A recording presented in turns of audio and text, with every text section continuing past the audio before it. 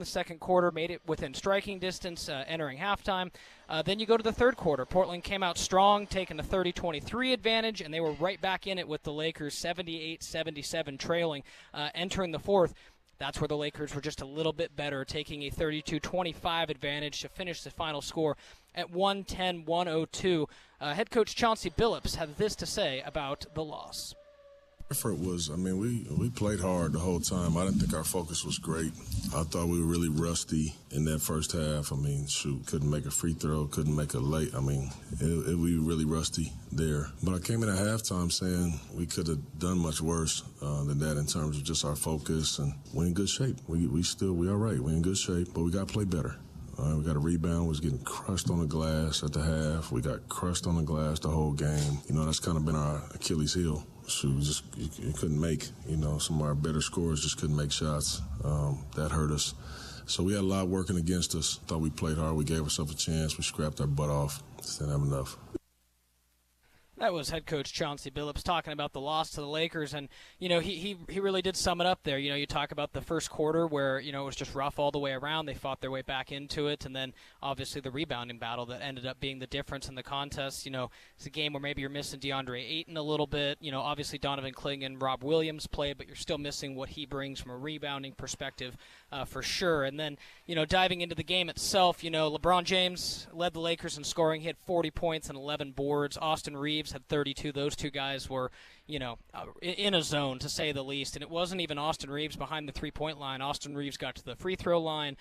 He really showed a multifaceted game. And then, what can you say about LeBron? Right at this point, you keep thinking that the clock is going to make, LeBron just a little bit more human as time goes on. But nevertheless, he comes in, drops 40 and 11 boards, and, obviously it was the second night of a back-to-back, which I think was, particularly notable as well.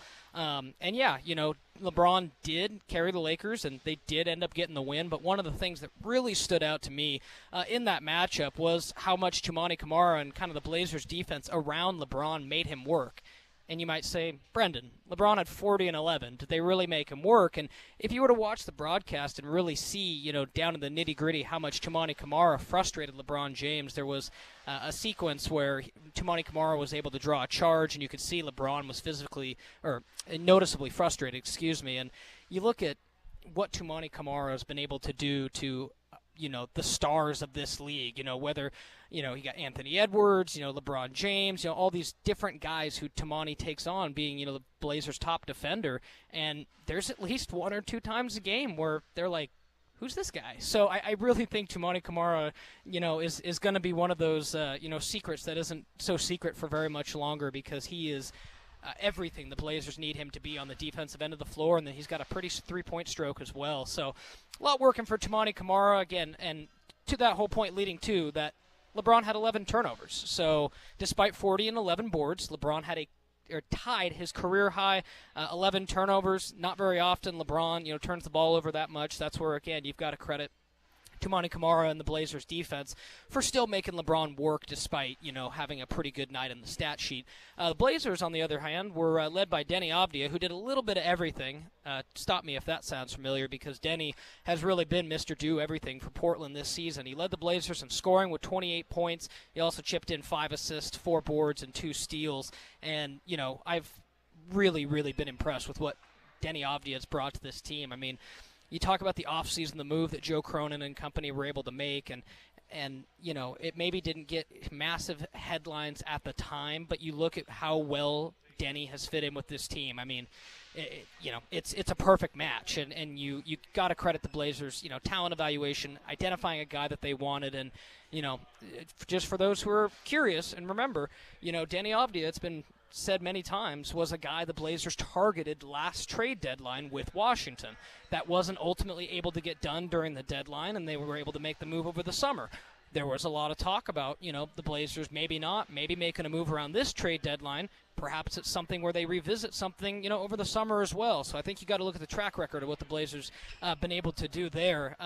So yeah, that'll be something to keep an eye on. But again, Denny Avdia has been playing great. Tumani Kamara also had 19 points, 7 boards, and 5 steals. Scoot Henderson had 12 points and 5 assists, while Shaden Sharp had 11. Let's hear from Chauncey Billups talking about Denny Avdia and Tumani Kamara following the loss to the Lakers. He gave us a huge lift there in that third quarter, which was a really good quarter for us. Getting downhill, he made some shots for us. I thought early he was really forcing it, kind of overdoing it and over penetrating and playing in the crowd. We turned it over. Finally he calmed down, and played a lot better. I thought Tumani as well. I thought he got a little tentative when he picked up the 2 fouls. And then once the game kind of went on, he wasn't in foul trouble anymore. He kind of got more aggressive, and he picked it up a lot. That was head coach Chauncey Billups talking about Denny Avdia and Tumani Kamara from the last game against the Lakers. Again, Tumani Kamara, 19 points, Denny Avdia, 28. Jeremy Grant and Anthony Simons are worth noting, as the duo did have off nights against the Lakers, and you look back at how close of a game this was. If those two had been on their game, maybe it would have been a slightly different result, as Jeremy Grant and Simons just combined to go 4 of 25 from the field. Pretty atypical performance for those two. Chauncey also talked about that as well. I thought they missed shots. Jeremy has some incredible looks, the looks that he usually has, and he just kind of missed them. We had some layups on the break. we turned it over like 5 times in transition. We did such a good job of turning these guys over. So many times our spacing is poor. They got 3 guys in particular that are really good charge takers. We see them right there the whole time, 3 dribbles, and we just still run right into them. That's just focus. That's just focus and knowing your personnel. We did that twice. Yeah, I thought Jeremy got good looks. Thought Ant ended up getting some good looks. I just thought as a group, we had a really bad start. I thought our starters got us off to a really tough start. From there, they were just kind of reeling a little bit. We couldn't really get organized, and that hurt us. That was Chauncey Billups talking about Anthony Simons and Jeremy Grant having rough performances against the Lakers. And again, you talk about how big Ant is and Jeremy are from their respective positions. Those two guys are definitely counted to fill it up from the scorer sheet. And again, just to go 4 of 25, pretty atypical performance for those guys. So again, something to keep an eye on heading into this next game, as I would expect both those guys are going to be looking for bounce-back games. And again, also want to make sure to mention that Donovan Clingan made his presence felt. 6 boards, 6 points, and 3 blocks. Rob Williams also had a trio of blocks, 8 points and 6 boards. We'll hear a little bit more from Chauncey Billups later. We'll also have the Coach's Corner coming up here shortly when we get back from our break. We'll hear live from head coach Chauncey Billups as he gets you ready for the Blazers and Hornets tonight from Moda Center. This is Blazers Game Day, presented by Rocky Mountain Coors Light, Mountain Cold Refreshments. Celebrate responsibly. I'm your host, Brendan Slaughter. We'll go ahead and take a quick break here on the program. When we come back, we'll be heading to the Coach's Corner to catch up with Chauncey Billups. You've got Blazers Game Day.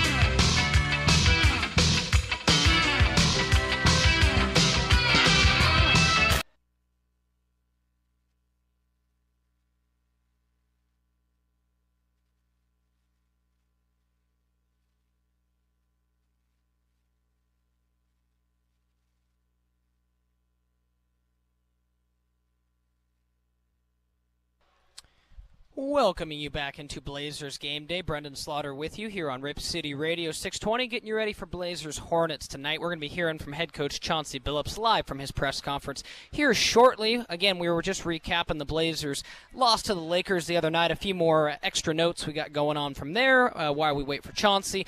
Shooting from the floor between the two teams was roughly even, 47-44 in favor of the Lakers, as was three-point shooting, 32-28 in favor of Portland. But one of the bigger standouts in the game were free throws. Lakers went 23-25 to the Blazers 14-21. In an 8-point loss, those extra points loom large, and as Chauncey Billups mentioned earlier when we heard from him, Lakers had a big advantage on the boards, 48-33, but the Blazers also racked up 16 steals and 27 assists. So a couple good notes there. While we're waiting on Chauncey, there's a good clip. He talked about Donovan Clingan post-game. Let's go ahead and hear from Chauncey talking about Donovan Clingan, who had a sizable performance the other night. It was okay. I thought he had some good moments in the game, and again, I thought he lost his focus on some of the things that we wanted to do defensively. He was 1 or 2 steps slow, which is why I decided to just kind of go small and just change it up. Yeah, he like all the rest of us, were a step slow on a lot of things, defensively today. And I thought he was okay. That was head coach Chauncey Billups talking about Donovan Clingan, and that's the stuff that's going to happen with rookies, right? I mean, you talk about Donovan Clingan getting put into the starting lineup. It's not going to be perfect every game, but the experience is key. And last clip we'll hear before we head live to Chauncey. Let's hear about those rebounding issues that we talked about in the matchup. And you have to fight your instincts a lot of times. Anybody that's played basketball knows rebounding is like something that's either in you or it's not. And when it's not, you have to be intentional about, okay, when that ball goes up, I know there's going to be a collision somewhere. I need to be ready to make that collision, especially against teams that are crashing, like this team did. They just crushed us all the way around. I mean, even for us, we only have 6 offensive rebounds. That's not really like us. It's an attention to detail thing. It's not about who's taller or the size, that size thing. That doesn't matter. You got to be willing to go get in that fight, man. But that's what rebounding is. We just got to do a better job of it, because when we get beat like this on the glass, we're going to have to really be making shots to win a game. That was head coach Chauncey Billups talking about the loss, and sounds like we've got Chauncey Billups coming to the podium, so here he is. Do we think that's any kind of is that anything you're worried about, or is it just precautionary? I don't know, how much to worry about it, but he just wasn't feeling good. A little swelling in his left knee, so yeah, we'll see. We'll see about it. Out today, though, for sure. Does that mean a longer leash for Donovan, or just see how it goes? Not necessarily. I mean, like I said, with Donovan, it just all depends on how he's feeling out there, how he's looking, If he's super tired, I'm not going to keep playing him just because, got to be fair to him. So nothing really changes with his game plan. I want him to just keep it advancing and continue to keep pushing himself, and hopefully he can continue to play longer stretches. He's doing great, though. Actually, he's in terms of that stuff, he's been great with that. As you kind of get into this final stretch of the season, how much, now that guys actually have lineup data and you actually have some stuff to measure off of, how much more are you putting on guys' plates like Scoot, Shane, Tamani, who, they don't have the experience of Ann or JG or some of the veterans? How much more are you kind of putting on their plate as far as responsibility on kind of both ends? I mean, it hasn't changed that much, to be honest with you, Danny. They know what I expect from them. They know what the team expects from them. They know how much we need them. And what I've done the whole time, period, is these guys, they know what we need. Every individual player knows what we need from them, and when they play well, obviously it makes our team play better. And when they don't, sometimes they don't play as much, if the next guy's playing better. It's kind of been that way the entire time, and I just think these guys are starting to grow up a little bit and understand that, okay, it's my night. I'm really going, how much more can I do? How much more can I get? And when it's not, how can I help the next guy, all for the team? So I wouldn't say that I've done nothing too different with those guys. I think they all feel a little bit more responsibility right now, knowing exactly what they need to do when they're out there. And they feel poorly when they don't do that, because they know we need it.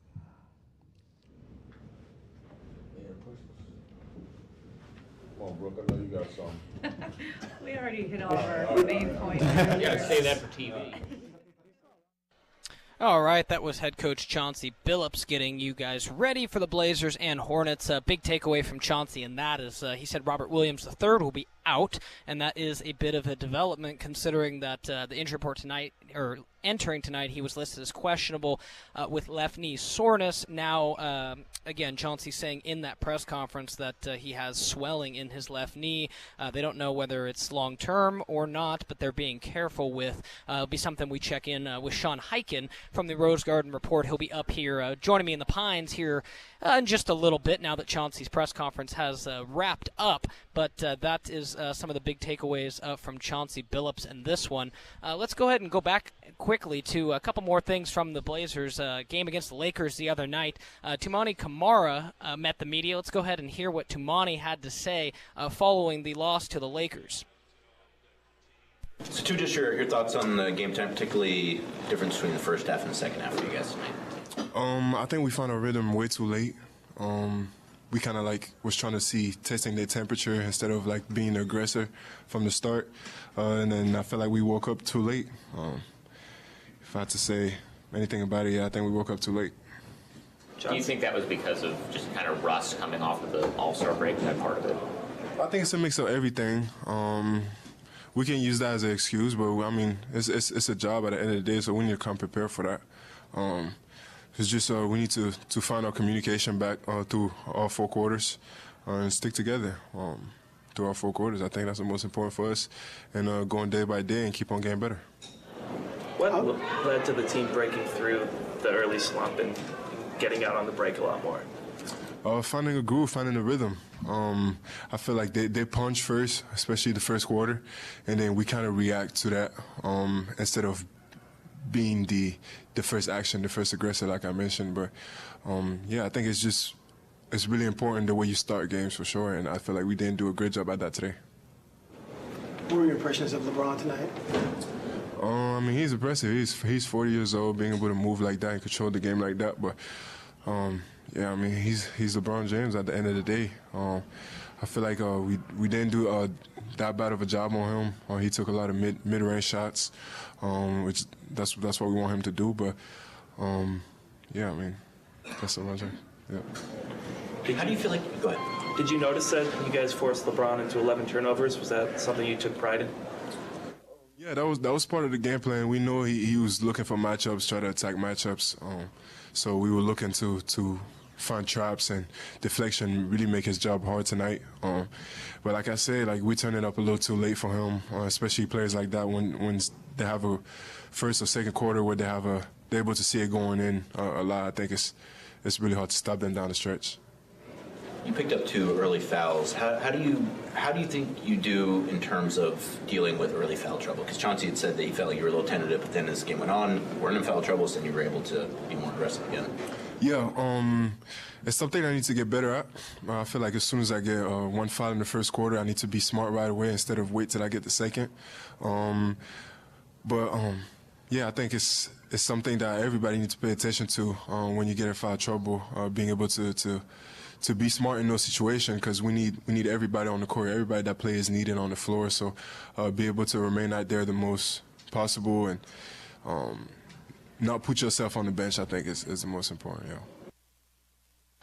That was Toumani Camara following the loss to the Lakers the other night. Love listening to Toumani speak. He really has a really good way of breaking down the game, and love his play on the court as well. We'll go ahead and take a quick break here on Blazers Game Day, presented by Rocky Mountain Coors Light, Mountain Cold Refreshment. Celebrate responsibly. We'll be coming back with Sean Heiken from the Rose Garden Report. He was just down at Chauncey Billups' press conference. Want to hear a little bit more about what he heard about Robert Williams and the knee as well. So we'll go ahead and take a quick break. When we come back here on Blazers Game Day, Sean Heiken from the Rose Garden Report.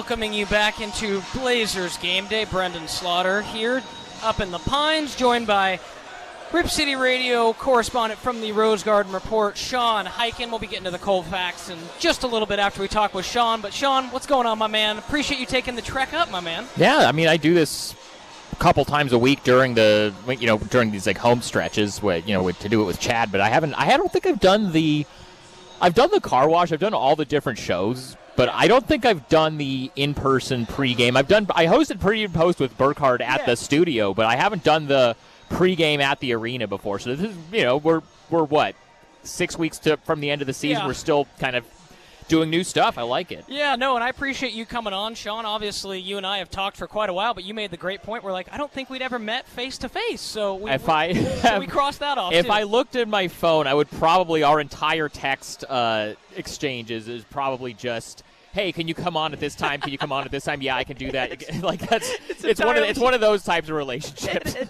It's good to actually meet you in person. No, and it's great to talk to you too, Sean. Yeah. I promise I am not as just superficial as just reaching out to talk to you, Right. man. It's just kidding. But no, it's great to talk to you, man. Appreciate the time, and I know you got to get down to the locker room here shortly. So just a couple things for you from the other night and just in general. First game back from the All-Star break, obviously a close loss to the Lakers. First quarter wasn't great, but you saw some fight.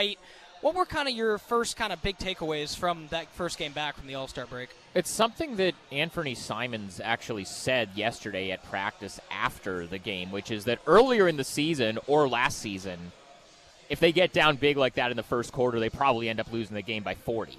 But that's just kind of not where they are right now. They're not,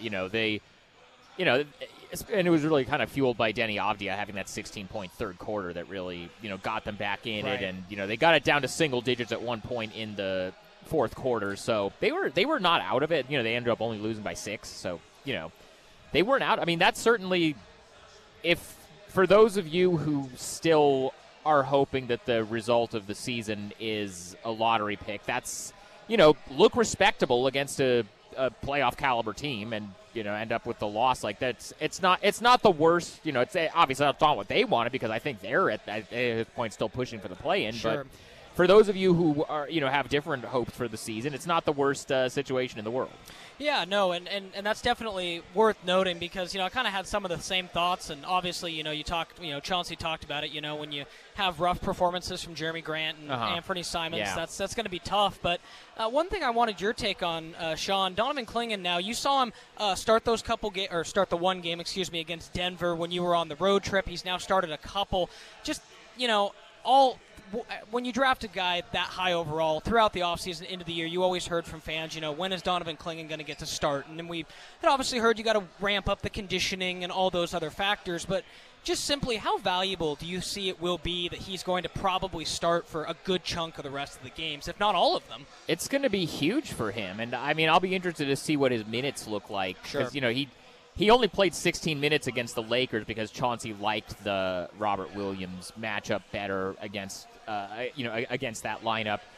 Rob is out tonight. He's got a little swelling in his left knee. So they just confirmed that about 10 minutes ago that he's not going to play. So I would think Donovan's going to play more. He has said that his conditioning feels pretty good at this point. Chauncey has said that he's happy with where that's at. You would think they'd ramp his minutes up a little bit more, but, we'll see. Yeah, I mean, in a case like tonight, because, Sean mentioned, he was down there talking to Chauncey, Robert Williams came into the game questionable, is now out. Who do you do you think they could give more of those minutes to DC, or do you think we'll see more of maybe Jabari Walker, maybe do Reef off the bench? I think Jabari Walker's probably. I mean, he's been, when they've needed, for most of the season, they've had too many centers to be able to play. That's why, before DA got hurt, he had been kind of staggering. Sometimes he'll play Donovan, sometimes he'll play Rob. That's kind of been, how Chauncey's done it. Now that DA is out, and now that Rob is out, at least for this game, yeah, Jabari's kind of been the guy. Wap they really haven't used at all, except for in very, kind of break glass in case of emergency type of situations. It's been Jabari that's been the backup center, and I would expect that to continue tonight. Sure, and as Sean just mentioned, Rob Williams III will not be playing tonight. Some swelling in his left knee per Chauncey. One thing I wanted to get your take on too, Sean, is it's hard to look at LeBron and what he did the other night, 40 and 11, and look at that and go, the Blazers were able to frustrate him at times, but there were several times that Toumani Camara was really able to, just frustrated, I'd say was the word. And, he ended up with 11 turnovers. I'm just curious, I guess, just how good is Toumani Camara at this point as far as a defender? Like, is it time to start putting him up there with some of the greats in the league? You're starting to see it more and more. There's, like, in the last couple of weeks or so, there have been, I think, The Ringer had a podcast segment about it. I know there's been a couple of national features about him recently from different outlets. Like, he's more and more starting to become, like, and, this is like a status that kind of Lou Dort had maybe 3 years ago in Oklahoma City, or like Herb Jones in New Orleans his rookie year. There's always one or two, that type of, like, defense first wing type of role players where, like, at the same time, every national writer and podcaster decides to go, who's kind of sneaky underrated and that you probably haven't heard about? Like, for whatever reason, in the last couple of weeks, Toumani has kind of become that guy. But, yeah, he's starting to get that recognition nationally for sure. And it's definitely exciting because, Chris, Burkhart and I have talked about it. You think back to, a couple iterations of the Blazers ago, they would have moved heaven and earth to have wings like Denny and Toumani. So that's obviously something very exciting for the fan base. Speaking of Denny, you look at a game like that game against the Lakers, he did kind of a little bit of everything. Is it safe to say he's kind of the MVP of the team at this point, or hard to say until the season closes out? Him and Toumani, I would say, would be the two, yeah. Yeah, because, at this point, and is that surprising to you, considering coming into the season you probably would have said Anthony Simons, probably, or anyone else potentially? Well, they gave up a lot to get Denny, so this is kind of the impact that they were hoping that he would have when they traded for him. Right. So I think they're very happy with what he's given them. For sure. And just the last couple things before we let you go, Sean. Appreciate the time. Sean Hike and Rose Garden Report, folks. If you want Blazer stuff, Sean is the man. I'm just curious for your take on this, Sean. Like, now that the Blazers are in this post-All-Star break, what do you think the biggest priorities are down the stretch? Do you think it's still chasing that play-in? Do you think it's starting to get more young guys experience? Maybe trimming some minutes for veterans, or is it kind of still a wait-and-see mode with them kind of teetering near that play-in? I think it's kind of wait and see. Right now, everybody, both from front office, coaching, players, everybody right now is saying we're not going to not chase the play-in. The players have been like saying like we're going to go for it, we want to go for it. Which when you're a player, you're never going to come out and say, oh yeah, we want to lose. That's that'd be great. Or Chauncey, knowing what kind of his future probably is. He doesn't want to say, like, oh, yeah, let me just lose some more games, get a lottery pick that I'm not going to get to coach. So right now they want to make the play. And this is a huge stretch for them coming up. So Charlotte tonight, and then the first 3 games of this road trip are Utah, Washington, Brooklyn. So those are 4 teams that are very much tanking and have been tanking for them the start of the season and have never been ambiguous about what they're doing. So if you win those 4, you might come back from this 7-game road trip thinking you're still in it. If they go 2-7 on this not 2-7, 2-5 rather on this upcoming 7-game road trip, then they might need to reevaluate some things. But right now, I think it's still wait and see. For sure. And last thing for Sean, obviously, Sean, tonight, the Blazers, it's probably not what Charlotte envisioned when they traded for Jusuf Nurkic, also having the Mark Williams deal come back to them. Yeah, how about that? But more than likely, I think back to the 2 games against Phoenix where Nurk probably could have played, didn't because of the rift with the coaching staff, and from there on, he's been playing for Charlotte, so a couple of ex-Blazers probably going to see some minutes tonight, and Seth Curry and Jusuf Nurkic. I forgot Seth Curry. I know, on this team. I know, right? It's so hard to keep track. I mean, there's so much player movement now with how many trades there are that yes, it's hard to keep track of. But yeah, no, I'm happy for Nurk that he's in a situation now where even if it's for a team that's not going anywhere, that it's a situation where he gets to play because the situation in Phoenix was just so and that had just run its course by then. Absolutely. And all right, well, we'll go ahead and let Sean go. We'll go ahead and we'll get back to our cold hard facts here momentarily, but we'll go ahead and let Sean Hiken go. Sean, appreciate the time. I'll see you down on press row, my friend. I believe my seat is next to yours tonight. Sean, you're the man. Appreciate you. Sean Hiken, ladies and gentlemen, from the Rose Garden Report, making the walk up here to the Pines. A real legend. I appreciate Sean. But before we take our break, Shacker hit the cold hard facts before we went to Sean, so I got to deliver you guys our cold hard facts before we take a break and come back with our keys to the game. So a couple cold hard facts coming at you.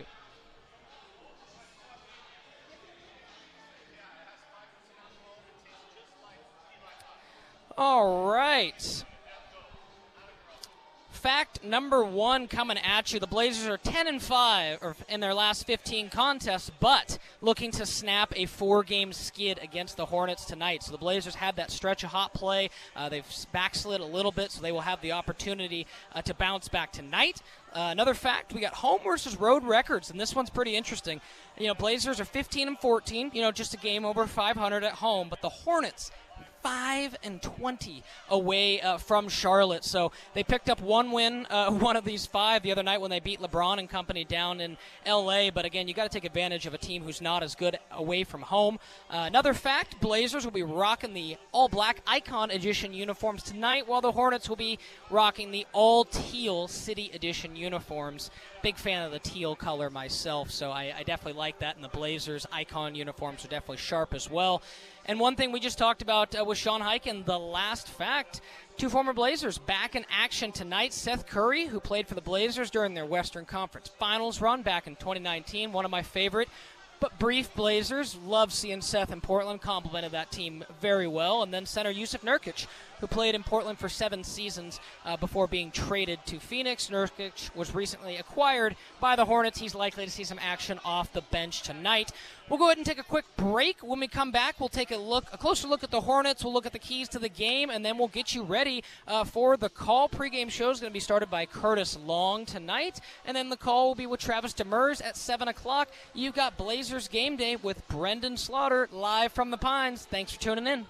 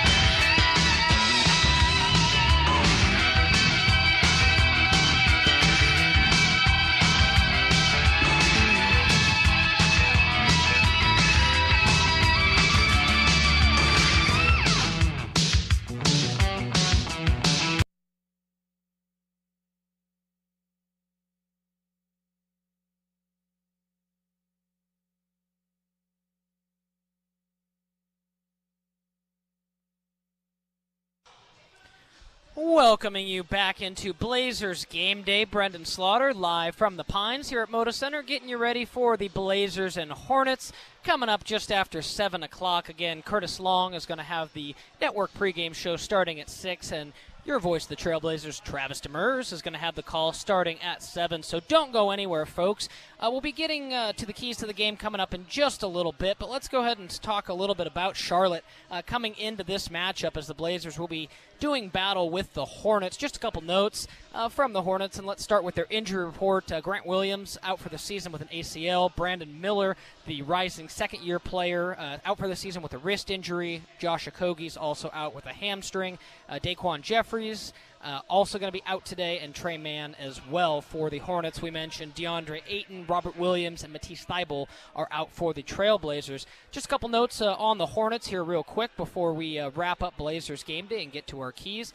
Coming into this matchup, they played 2 games post-All-Star break. The Hornets took down the Lakers 197 on Wednesday, as we discussed, but then had a back-to-back going to Denver, where they fell 129-115 the next night.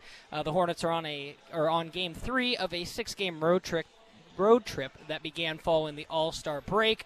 A couple engines that run things for the Hornets. Miles Bridges averaging 23.6, 8.7 rebounds, while shooting 42% over his last 10 games. He's led the team in scoring in each of their last 2 contests. He can really fill up the stat sheet, someone the Blazers will have to definitely be preparing for.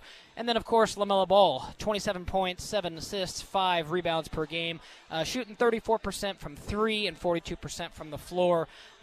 Again, as we mentioned earlier, Brandon Miller out for the year. He was having a really good year for the Hornets, 21 points, 5 boards, and 3.4 assists per game. And then just a couple other things with the Hornets, as we mentioned with Sean Highkin not long ago.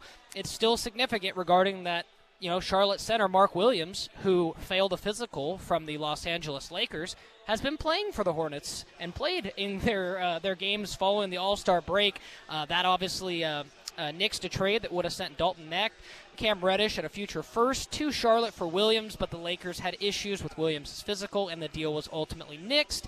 A couple other things for Charlotte. They definitely like to get up a lot of three-pointers in this game, or just in any game in general, excuse me. They average nearly 40 per game. They don't always shoot the best percentage, but they'll fire away. Again, they're 5th best in the NBA in three-point attempts. Blazers' perimeter defense has to be solid in this one.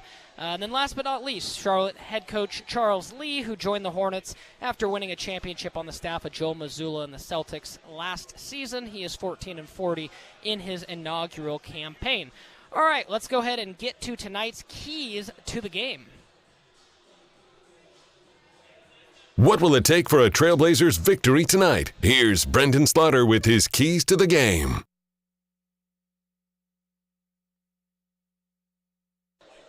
All right, some keys to the game tonight as the Portland Trailblazers will be taking on the Charlotte Hornets. Again, we're just about an hour and 20 minutes away from tip-off. Curtis Long will have the pregame show coming up here just momentarily, and Travis Demers at 7 o'clock with the tip. Some keys tonight. Got to get the backcourt going, right? Anthony Simons had just 8 points against the Lakers. Shaedon Sharpe, 11, and Scoot with 12. Obviously, in last game's lineup, Denny Avdia was kind of more of a point forward playing next to Anthony Simons in one of the more traditional guard rules. So I know, he obviously filled it up, but truly from the guards itself, again, we want to see more production against a Charlotte team that can score. They will let it fly, so I think the Blazers need to get bounce-back games from Anthony Simons, Jeremy Grant, and then, see if we can get a little bit more out of Shaedon Sharpe and Scoot. We just mentioned next key, Jeremy Grant bounce back. I mean, Grant had just 3 points against the Lakers. That first bucket came late, but we heard Chauncey Billups earlier say he loved his looks. They were great looks. They just didn't fall. Jeremy Grant, one of the, premier scorers on this team. He can definitely, fill it up when things are falling. So I think the Blazers will definitely look to get him a few easy looks tonight, could get him back in rhythm.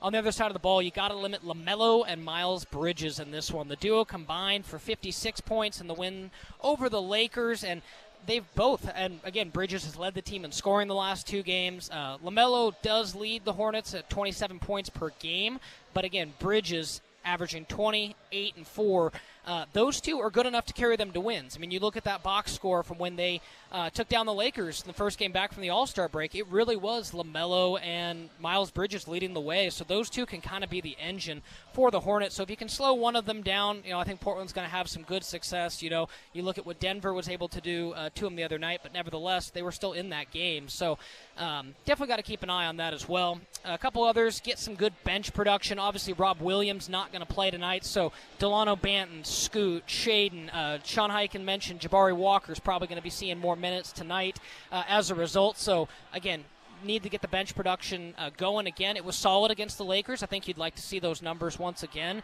but that's definitely something that Portland needs to do in this matchup. Next, limit Charlotte's production from three. As I mentioned earlier, the Hornets average just under 43-point attempts per game. That's fifth most in the NBA.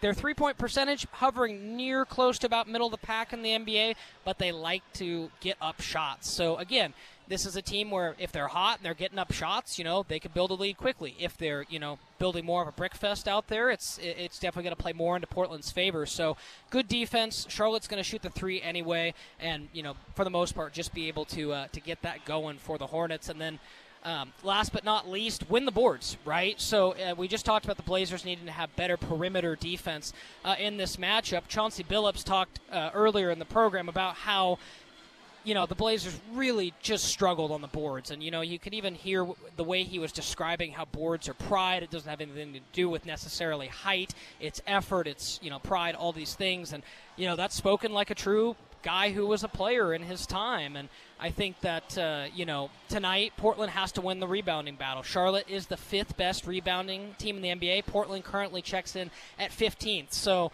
if you're going to, keep on keeping things flowing, again, Charlotte, not necessarily the best road team in the world. Keep that rebounding battle close. Limit what Charlotte can do from beyond the arc. Get the backcourt going, get Jeremy Grant going, and then see what you can't do to limit LaMelo and Miles Bridges, and just might be the recipe for a Trailblazer victory. I hear the music. That means that it's time to get ready